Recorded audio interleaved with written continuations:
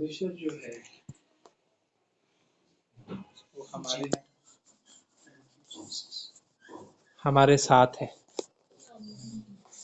कि नहीं है? सही बात है। किसके साथ है परमेश्वर? कहाँ लिखा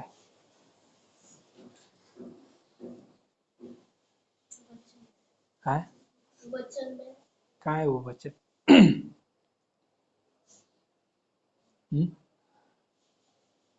बोलो बाइबल में कहाँ पे है? बाइबल में। सही, बाइबल में ही रखना है। कहाँ रखना है? क्यों क्यों आना? क्यों कि हम परमेश्वर की, किसने कहा परमेश्वर की संतान है? परमेश्वर ने कहाँ लिखा है? सब कुछ बाइबल में लिखा है, कुछ इधर भी लिखा है अंदर है।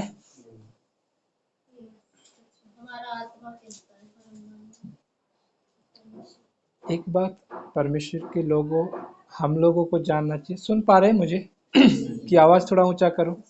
सुन पा रहे तो हाथ ही लाएंगे। परमेश्वर ने हमें क्यों चुना? सबसे पहले जब आया था मैंने यही प्रश्न के साथ शुरू किया था। शायद मैं गलत नहीं हूं, तो मुझे अच्छे से याद है। आप लोग शायद भूल गए हो तो अलग बात है। मैंने इसी प्रश्न से शुरू किया था, परमेश्वर ने हमें क्यों चुना?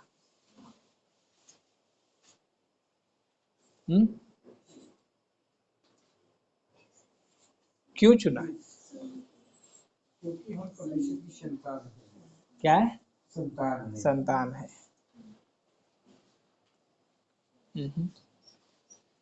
नहीं, हम परमेश्वर की संतान है वो ठीक है, लेकिन चुना क्यों है? दुनिया में और भी तो लोग हैं, आपसे पढ़े लिखे हैं, बुद्धिमान लोग हैं, आपसे सुंदर हैं, बोलने में अच्छे हैं, पढ़ने लिखने में अच्छे हैं, और दुनिया में बहुत सारे लोग हैं, ज्ञानवान है, बुद्धिमान है, लिखा है उसने जगत के मूर्खों को चुन लिया, जो कुछ है ही नहीं उनको चुन लिया। जब चुन लिया तो क्यों चुना? चुनाव का कारण भी तो होना चाहिए ना, है ना? कुछ कारण होना चाहिए ना चुनाव का। वो क्या कारण है? परमेश्वर के राज्य की खोज करें। क्या करे? परमेश्वर के राज्य की खोज करें। करते वचनों द्वारा चले। ठीक है, एक बार निकालिए कोई वचन, मरकुस 3 अध्याय उसका 14 वचन। चुनाव का कारण जानिए। कोई एक निकाले, पहला कुरिन्थियों 1 अध्याय उसका 9 वचन पढ़े। तब उसने 12 पुरुषों को नियुक्त किया। तब उसने 12 पुरुषों को चुना कि वे उसके साथ साथ रहे। बस क्या करे?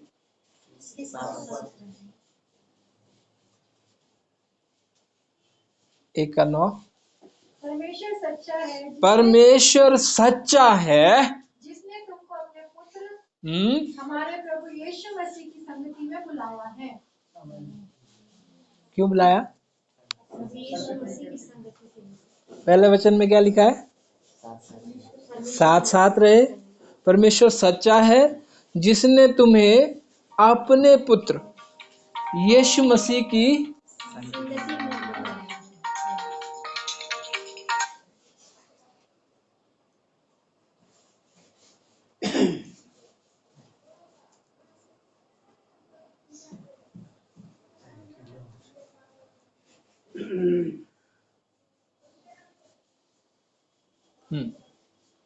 मत्ती 28:20। आप लोग के पास कुछ हथियार है लिखने वाला है?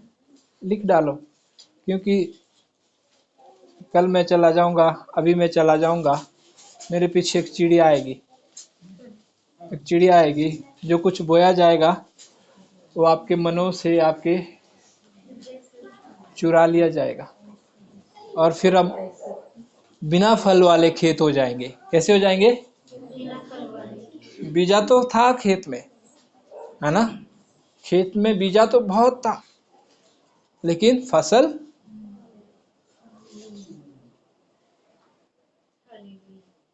शून्य, फसल कुछ भी। तो परमेश्वर ने हमें क्यों चुना? यदि किसी के पास कॉपी पेन है तो लिख ले, जरूर लिखे, क्योंकि एक मसीह लोग जो सीखने वाला मसीह होता है, उसकी सबसे अच्छी बात एक होती है कि वो कॉपी पेन हमेशा साथ रखता है। यदि आप परमेश्वर के संतान है तो बाइबल में बार बार परमेश्वर का वचन में लिखा है, लिख लिख, जो कुछ मैं तुझसे कहता हूं लिख, जो कुछ मैं तुझसे सिखाता हूं लिख। क्यों लिखना जरूरी है? यदि बाइबल नहीं लिखी जाती तो आपको समझ में आता कुछ है? यदि परमेश्वर एक बार अब्राहम को बोला, वो बात हमारे तक पहुंचते पहुंचते क्या होती? लोप हो जाती। यीशु मसीह ने चेलों को बोला है, चेले कब थे? यीशु मसीह कब थे? आज से 2000 साल रख दो, वहां से लेकर अभी तक जो यीशु मसीह की बातें यदि चेलों ने मुंह जुबानी सिखाई होती, वो लिखी ना जाती, उसे बाइबल में प्रिंट ना किया जाता, अन्य अन्य भाषा में बताया ना जाता, तो आज प्रभु का सुसमाचार पृथ्वी के छोर तक नहीं पहुंचता। ना आप विश्वास में होते, ना मैं विश्वास में होता, और यीशु का क्रूस पर मरना भी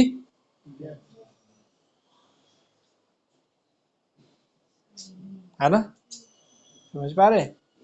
आइंदा से मैं आप लोगों से ऐसे हाथ जोड़ के विनती करता हूं, मेरी बहनों, मेरे भाइयों, मैं आप लोगों से आग्रह करता हूं कि आपके पास हमेशा अपनी एक डायरी हो, अपना एक पेन हो और बाइबल। जब आप परमेश्वर की संगति में जाएं, जब आप परमेश्वर के साथ बैठे, जब वो परमेश्वर आपसे बात करे, तो आप उसे लिख ले, पहले डायरी में लिख ले, फिर घर में जाए और उसे खोले, फिर अपने हृदय में लिख ले। कल को कोई बोले आप परमेश्वर की संतान है, साबित करो, क्या बोलेंगे? कैसे साबित करेंगे आप परमेश्वर की संतान? हाँ? उसी समय यदि कोई पूछेगा परमेश्वर के बच्चे हो, जैसे बहन से पूछा आप कौन हो, यदि बहन के हृदय में परमेश्वर का वचन होता, उसी समय उनका मुंह बंद, तुरंत। किसी पास्टर की जरूरत नहीं पड़ेगी। क्यों? मैंने पढ़ा है, चर्च में सीखा है, उसे लिखा है, और घर में आके उसे अपने दिल में लिखा है ना? दिल में, अपने हृदय में। वचन को मनन करना है, वचन हमारे जीवन में होना है, ऐसा लिखा है। वो वचन आपको याद होगा pastor ji, let the word of God dwell in you richly. परमेश्वर का वचन तुम्हारे हृदय में अधिकाई से,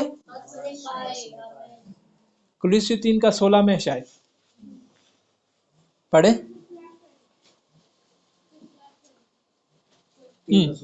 पढ़े। मसीह के वचन को अपने हृदय में, मसीह के वचन को अपने हृदय में अधिकाई से बसने दो, अधिकाई से बसने दो, और सिद्ध ज्ञान सहित एक दूसरे को सिखाओ, एक दूसरे को सिखाओ, चिताओ, और अपने अपने मन में अनुग्रह के साथ परमेश्वर के लिए भजन और स्तुति गान और आत्मिक गीत गाओ। पास्टर जी कितना टाइम है मेरे? 45 मिनट, ठीक है। हम मुद्दे पे वापस आएंगे। मुद्दा क्या है? परमेश्वर ने हमें क्यों चुना? ये बात आप हृदय में, अपने जहन में उतार दो। परमेश्वर ने हमें क्यों चुना? आप लोग कहेंगे परमेश्वर ने हमें अपनी महिमा के लिए चुना, सेवा के लिए चुना, है ना, गवाही देने के लिए चुना, अन्य अन्य कामों के लिए चुना, चिन्ह चमत्कार करने के लिए चुना, भविष्यवाणी करने के लिए चुना, है ना, अंधों को आंखें देने के लिए चुना। परसों मैं एक व्यक्ति के पास गया, उसको मैंने प्रार्थना की, वो अंधा था, वो देखने लग गया। परसों मैं एक भाई के पास गया, वो मरने वाला था, उसको प्रार्थना किया, चंगा हो गया। इसलिए चुना है? क्यों है? संगति के लिए चुना है। तो क्या मत्ती 28:20 पढ़िए। और उन्हें सब बातें जो मैंने तुम्हें आज्ञा दी है मानना सिखाओ, और देखो मैं जगत के अंत तक सदैव तुम्हारे संग हूँ। और उन्हें जो बातें मैंने तुम्हें माननी सिखाई है, उन्हें तुम मानना सिखाओ। और देखो, क्या देखो? देखो, जगत के छोर तक देखो। देखो, बाहर जाओ, जगत के छोर तक देखो, कहीं भी चले जाओ, दुनिया के किसी कोने में भी चले जाओ, किसी कोठरी में भी चले जाओ, किसी समुद्र की गहराई में भी चले जाओ, आकाश में चढ़ जाओ, समुद्र में पाताल में निकल जाओ, और इस छोर से उस छोर में जाओ, परमेश्वर तुम्हारे। भजन संहिता 139 7 से 12।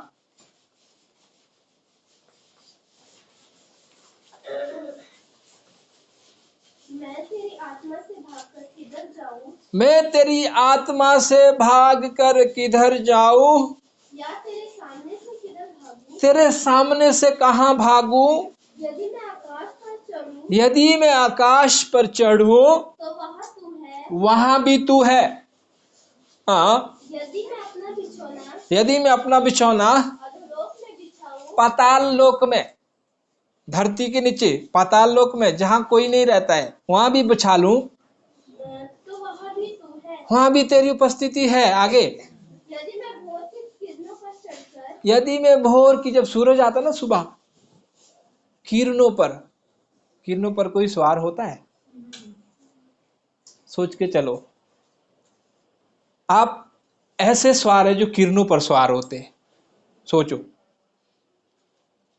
सूरज की किरणें सूरज से धरती पर पहुंचने के लिए कितना मिनट लगता है मालूम है? बहुत बड़ा ज्ञान है, बहुत बड़ा ज्ञान है। इसमें ना पढ़े लिखे ज्ञानी लोग भी फेल हो गए। मैं बताता, 8 मिनट में सूरज से यहां तक रोशनी पहुंचती है, 8 मिनट में।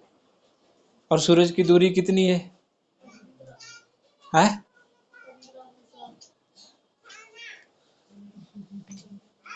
बच्चा पैदा होते चलेगा ना, पैदा होते चलेगा किस स्पीड में?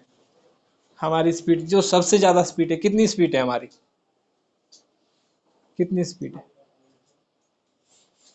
एक गोली की रफ्तार पता है कितनी है? एक गोली 7 चक्कर, पृथ्वी के 7 चक्कर मारेगी।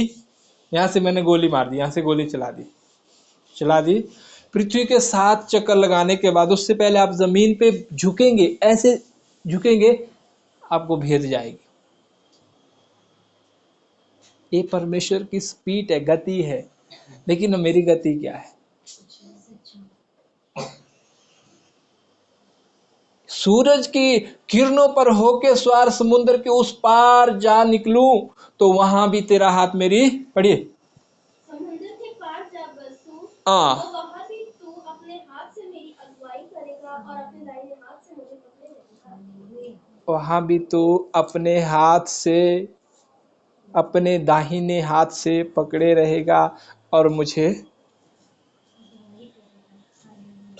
आगे, अपने दाहिने हाथ से मुझे पकड़े रहेगा। आगे, यदि मैं कहूँ कि अंधकार में तो मैं छिप जाऊंगा, अंधेरे में तो छिप जाऊंगा, और मेरे चारों ओर का उजियाला, और मेरे चारों ओर का उजाला, रात का अंधेरा हो जाएगा, तो भी अंधकार तुझसे ना छिपेगा।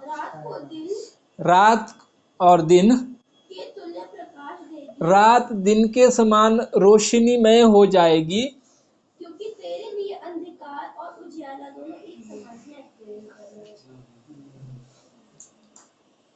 तेरे लिए अंधकार हो या उजाला हो, सब कुछ एक। दिन रात किसके लिए है?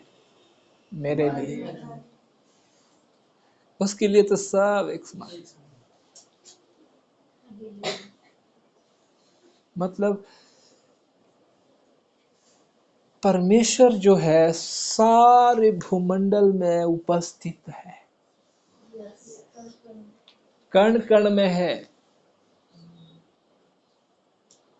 आपको अस्तित्व में लाने वाला कौन है?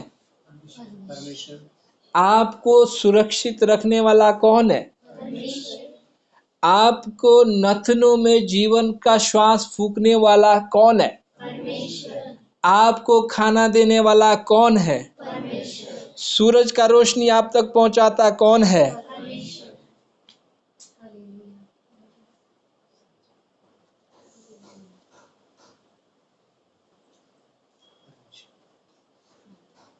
आपका दिल, जब माँ के गर्भ में थे ना आप, माँ के गर्भ में, यिर्मयाह 1:5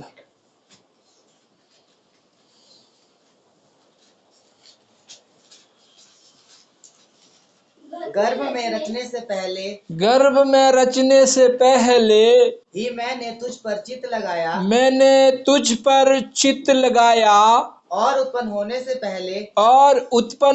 से पहले ही मैंने तेरा अभिषेक किया। तेरा अभिषेक किया। बस बस। गर्भ में, जब आप माँ के गर्भ में जब आप गए थे, परमेश्वर ने अनादि काल में चित्त लगाया। कहाँ पे चित्त लगाया? गर्भ में रचने से पहले। आप क्या थे? जब आप गर्भ में नहीं गए थे, परमेश्वर ने चित्त लगाया। एक स्त्री और एक पुरुष की सहायता से परमेश्वर ने आपको अपने माँ के गर्भ में एक बूंद के समान, एक छोटा सा कण, सूक्ष्मदर्शी एक होता है ना, क्या बोलते हैं उसको? टेलीस्कोप बोलते हैं इंग्लिश में, हिंदी में क्या, सूक्ष्मदर्शी कुछ ऐसा कुछ है। उससे उसको यदि उसमें कुछ बारीक छोटा चीज को देखना तो उसके अंदर से देखना, वो सूक्ष्म चीज है। एक बूंद पानी की तरह आप एक माँ के गर्भ में गए। अभी भजन संहिता 139 उसका वचन निकालिए, 139 निकालिए।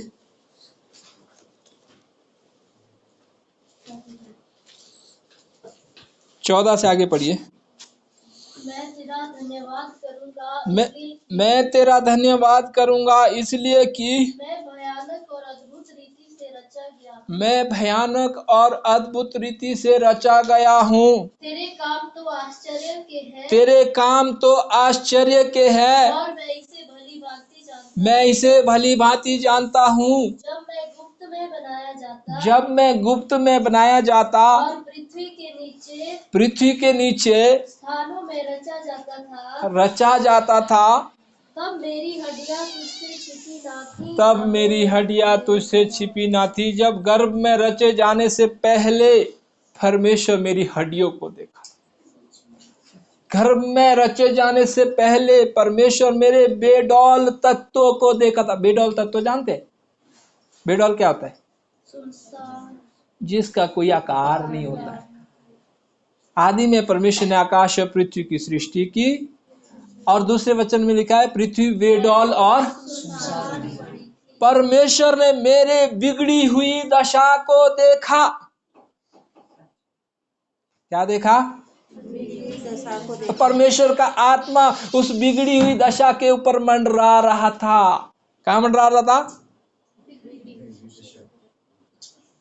बिगड़ी हुई दशा के ऊपर परमेश्वर का आत्मा जो है मंडरा रहा था, और परमेश्वर का आत्मा ने, परमेश्वर ने चित्त लगाया और हुक्म दिया।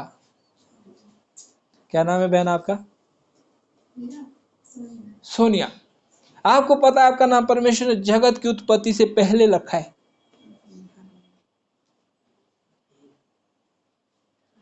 माँ के गर्भ में रचे जाने से पहले ही आपको परमेश्वर ने चुन लिया कि आप आज इस संगति में आके उस सर्वशक्तिमान परमेश्वर की बातों को सीखो और समझो।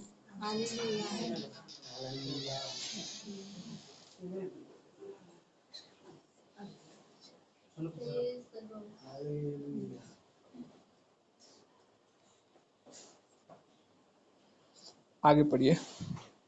तेरी आंखों ने मेरे बेडौल तत्वों को देखा और तेरे सब अंग जो दिन दिन बनते जाते थे। तेरी आंखों ने मेरे बेडौल मेरे शरीर के बिगड़ी हुई दशा को देखा और आगे मेरे सब अंग जो दिन दिन बनते जाते थे। कहाँ बनते जाते थे?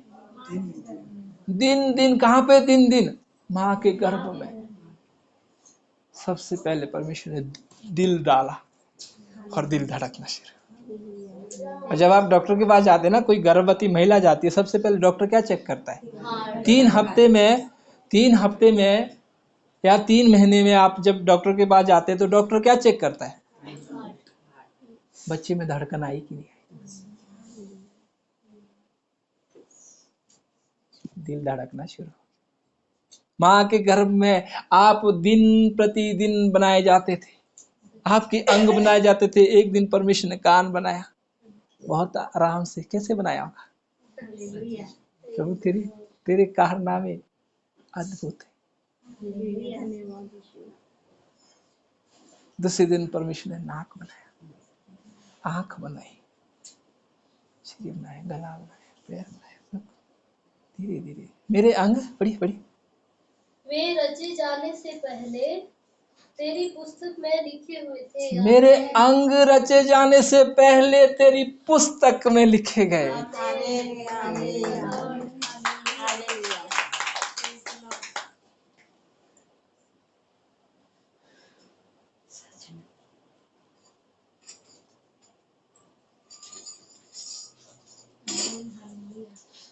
क्यों परमेश्वर ने चुना है मेरे बच्चों?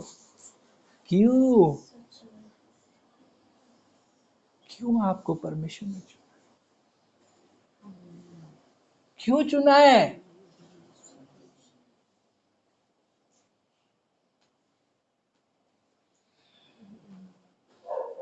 पढ़िए, फिर से पढ़िए उस वचन को, मरकुस 3:14, 1 कुरिन्थियों 1:9, 3:14, 1:9। तब उसने 12 पुरुषों को नियुक्त किया कि वे उसके साथ रहें और वह उन्हें भेजे कि प्रचार करें। कि वे उसके साथ रहे। एक ही कारण परमेश्वर ने आपको चुना है कि आप यीशु मसीह की संगति में आ जाओ। क्या करो आप? यीशु मसीह की संगति में आ जाओ।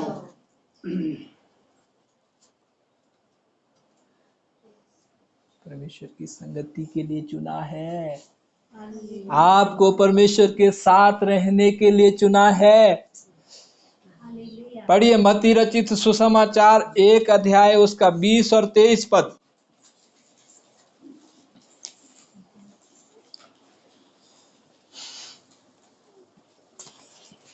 जब वह इन बातों के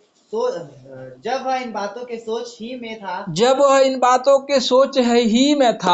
तो प्रभु का स्वर्गदूत उसे स्वप्न में दिखाई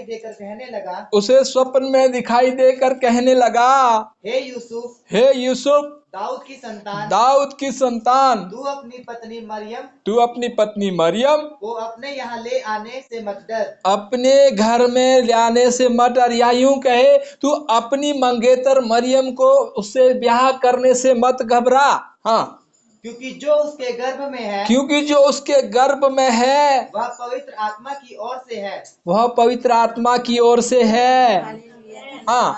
हाँ, देखो एक कुंवारी गर्भवती होगी। देखो, सुन लो, एक कुंवारी गर्भवती होगी और एक पुत्र जनेगी और उसका नाम इम्मानुएल रखा जाएगा। कौन सा पढ़ रहे हैं आप? 23। मैंने 20 बोला था, 20 पढ़िए। हाँ ठीक है, कोई नहीं, पढ़िए कंटिन्यू कीजिए। उसका नाम इमानुएल रखा जाएगा, और इसका अर्थ परमेश्वर हमारे साथ। परमेश्वर ने आपको चुना है कि आप परमेश्वर के साथ रहे, और परमेश्वर ने एक बालक भेजा है जो परमेश्वर जो सच्चा है, उसने आपको उस बालक की संगति में बुलाया है। इसलिए बुलाया है, संगति में बुलाया है। तुम्हें एक बालक दिया गया है, उसके नाम का अर्थ इमैनुएल, उसका नाम है इमैनुएल। इमैनुएल नाम का मतलब है परमेश्वर तुम्हारे साथ है। God is with you people. परमेश्वर के लोगों, परमेश्वर आपके साथ है। उसका 20 पढ़िए, 20 पढ़िए। हाँ, मत्ती 1 का 20। जब वह इन बातों के सोच ही में था, हाँ, जब वह इन बातों की सोच ही में था, तो प्रभु का स्वर्गदूत उसे स्वप्न में दिखाई देकर कहने लगा, प्रभु का स्वर्गदूत स्वप्न में दिखाई देकर उसे कहने लगा, हे यूसुफ, हे यूसुफ, दाऊद की संतान, दाऊद की संतान, तू अपनी पत्नी मरियम को, तू अपनी पत्नी मरियम को अपने यहाँ ले आने से मत डर, अपने यहाँ ले आने से मत डर, क्योंकि जो उसके गर्भ में है, जो उसके पेट में है, वह पवित्र आत्मा की ओर से है। वो किसी मनुष्य की ओर से नहीं है, वो परमेश्वर की ओर से है, पवित्र आत्मा की ओर से है। आगे, वह पुत्र जनेगी, वह पुत्र जनेगी, तू उसका नाम यीशु रखना, तू उसका नाम यीशु रखना, क्योंकि वह अपने लोगों का उनके पापों से उद्धार करेगा। उनके पापों से।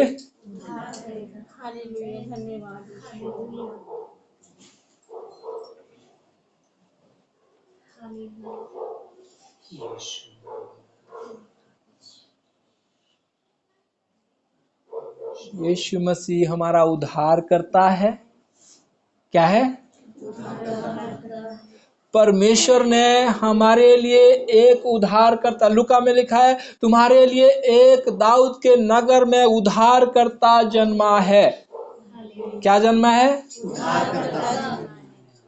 अब वो उद्धार करता यीशु मसीह है, उसका नाम यीशु मसीह है। जब भी कोई आपको बोले यीशु मसीह, तो आपके दिमाग में एक बात आनी चाहिए, क्या? यीशु नाम का मतलब क्या है?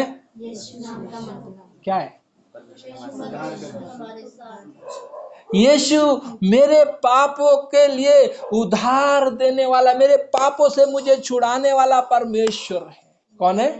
मेरे पापों से छुड़ाने वाला मेरा परमेश्वर है।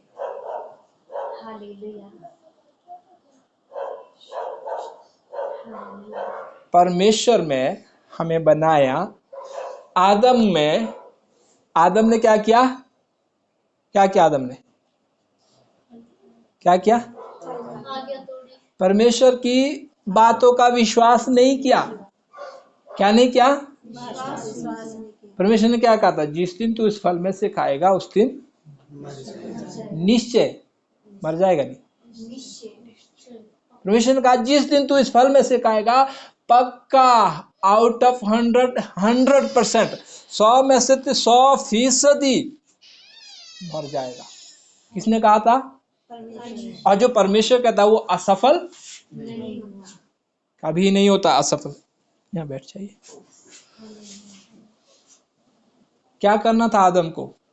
परमेश्वर ने कहा है वो पक्का हो जाएगा, क्योंकि आदम जब परमेश्वर के साथ संगति करता था, लिखा है शाम के और सुबह की बेले में, ठंडे बेला में परमेश्वर आदम से मिल जाता था। यानी कि परमेश्वर आदम की संगति बहुत मधुर थी। और जैसे ही परमेश्वर की आवाज अदन की वाटिका में आदम सुनता था, तो आदम दौड़ के जाता होगा और लिपट जाता होगा, मेरा पापा आ गया, मेरा बाबा, मेरा पिता आ गया।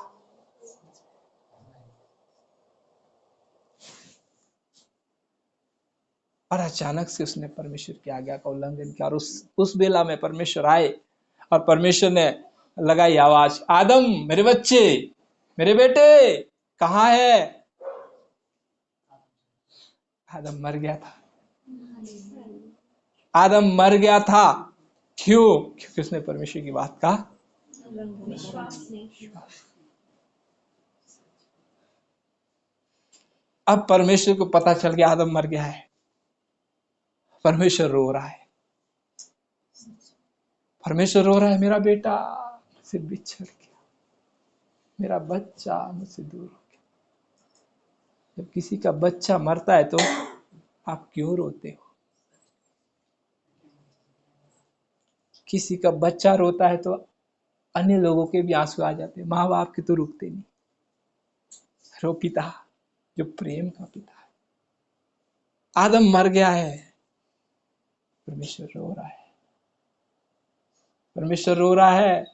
और पुत्र इधर देख के पुत्र भी रो रहा है, पिता भी रो रहा है, पुत्र भी रो रहा है।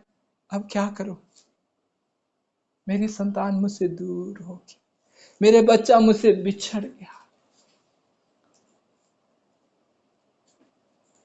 तब उसने योजना बनाई, अब मैं क्या करूंगा? जो मर गया उसको जिंदा करूंगा, जो मर गया है उसको। इसीलिए उसे मृत्युंजय प्रभु कहते हैं। क्या कहते हैं? वो मुर्दों में से जी उठा है। मारा किस लिए गया? हमारे पापों के लिए। और जिंदा क्यों हुआ? हमारी गवाही देने के लिए। पिता के सामने बोलेगा, इसे मैंने अपने लहू से खरीदा है, ये मेरे लहू से खरीदे गए हैं, इनको मैंने अपने लहू देकर खरीदा है, बहुमूल्य खून देके।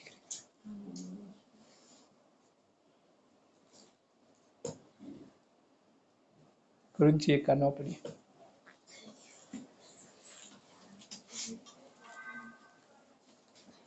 पहला कुरिन्थियों। परमेश्वर सच्चा है, परमेश्वर सच्चा है, जिसने तुमको अपने पुत्र हमारे प्रभु यीशु मसीह की संगति में बुलाया है। परमेश्वर सच्चा है, जिसने तुम्हें मौत से जिंदा करके अपने प्रिय पुत्र की संगति में बुलाया है। परमेश्वर सच्चा है, तुम्हारा बाप सच्चा है, तुम्हारा परमेश्वर तुमसे प्रेम करता है। इसीलिए जगत से उसने ऐसा प्रेम किया कि उसने अपना एक लौता पुत्र क्रूस पर मार डाला जाने के लिए दे दिया।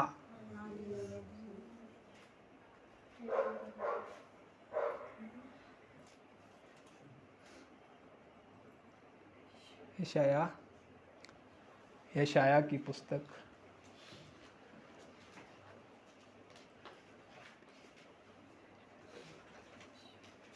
53 का 10।